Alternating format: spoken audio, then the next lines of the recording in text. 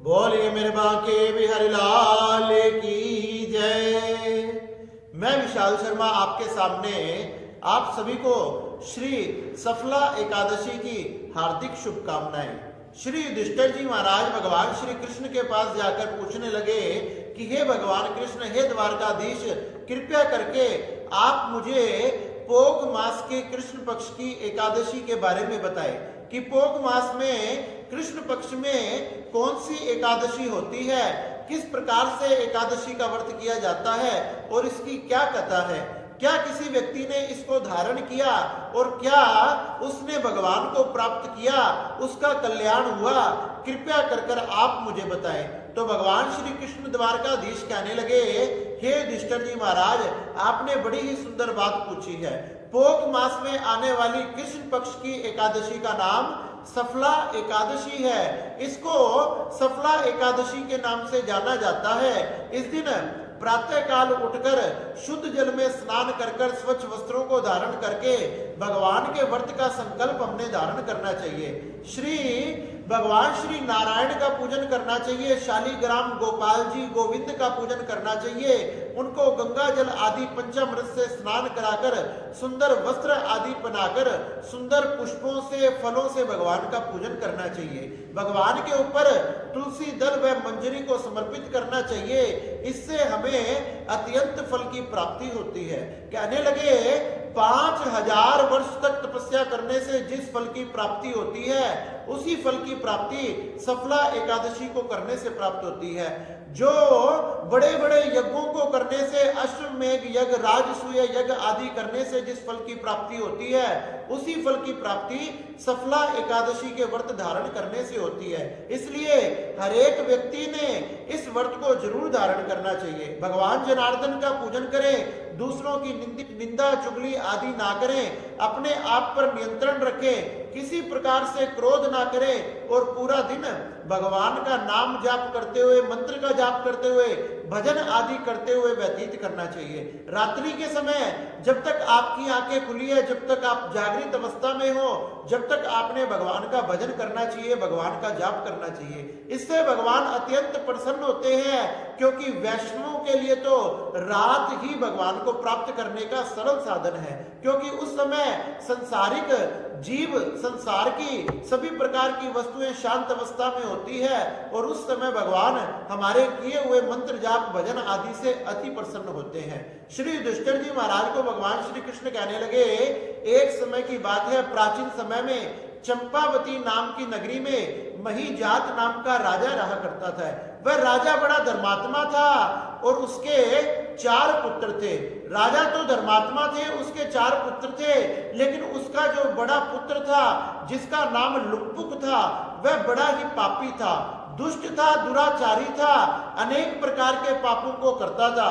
मिदरा पान करना, मांस का भक्षण करना, पर स्त्री गमन करना, चोरी करना, हर एक प्रकार के ऐसे निंदनीय कर्म किया करता था जिससे वो चारों तरफ से पाप से घिरा हुआ था।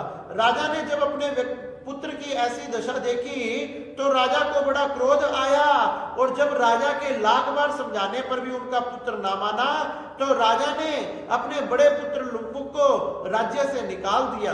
राज्य से निकलकर वह सोचने लगा, अब मैं कहां जाऊं। चारों तरफ ढूंढते ढूंढते वह वन में चला गया, जंगल में जाकर रहने लगा।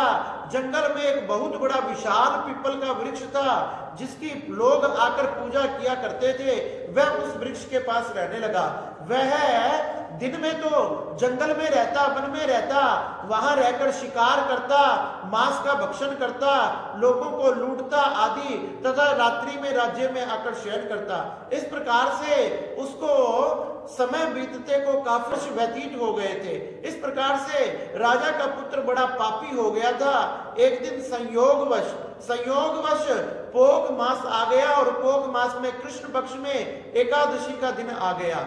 दशमी के दिन वह रात्रि को जब वो शयन कर रहा था तो क्या हुआ, ठंड के कारण उसे नींद नहीं आ रही थी। उसका सारा शरीर कांप रहा था और शरीर कांपते कांपते आज उसे नींद नहीं आई और पूरी रात जगता रहा। सुबह एकादशी आई, एकादशी आते आते सुबह होते होते उसके शरीर में खड़े होने की भी हिम्मत ना रही। ठंड के कारण कांपते कांपते उसका शरीर शिथिल हो गया, वह खड़ा भी नहीं हो सका और जब वह खड़ा भी नहीं हो सका तो मूर्छित होकर जमीन पर गिर पड़ा।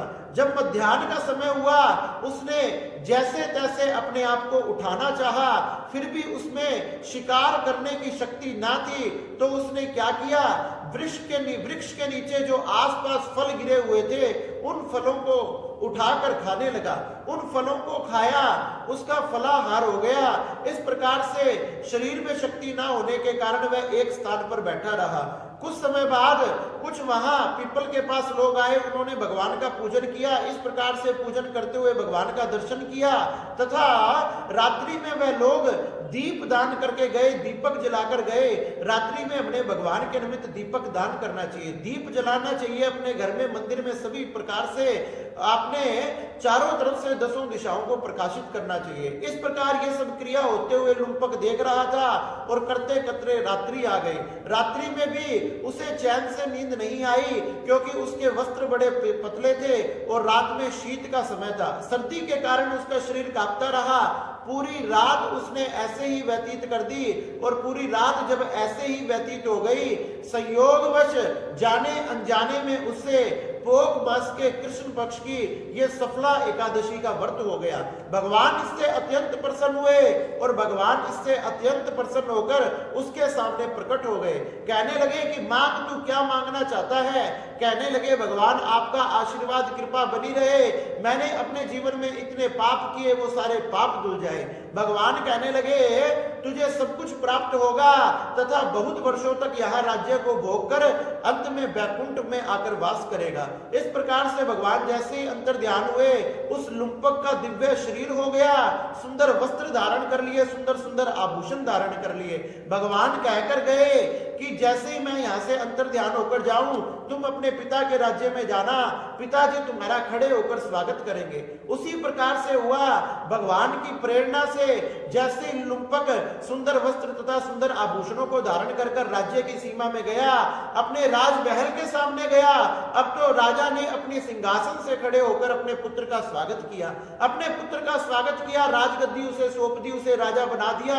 इस प्रकार से लुम्पक अब तो प्रत्येक एकादशी का व्रत करने लगा, अपने सारे परिवार के साथ करने लगा तथा हजारों वर्षों तक राज्य को भोग कर अंत में वैकुंठ को चला गया। इसी प्रकार से हे युधिष्ठिर जी महाराज, जो सफला एकादशी को अपने जीवन में धारण करता है उसके समस्त किए हुए निंदनीय कर्म पाप आदि धुल जाते हैं, उन्हें पुण्यों की प्राप्ति होती है और तो और यहाँ समस्त सुखों को भोग कर अंत में जीव वैकुंठ में आकर वास करता है। इसलिए इस प्रकार से सभी व्यक्तियों ने अपने जीवन में एकादशी का व्रत जरूर करना चाहिए। इस प्रकार से भगवान श्री कृष्ण ने श्री युधिष्ठिर जी महाराज को ये सफला एकादशी की बड़ी ही सुंदर कथा सुनाई। बोलिए मेरे बांके बिहारी लाल की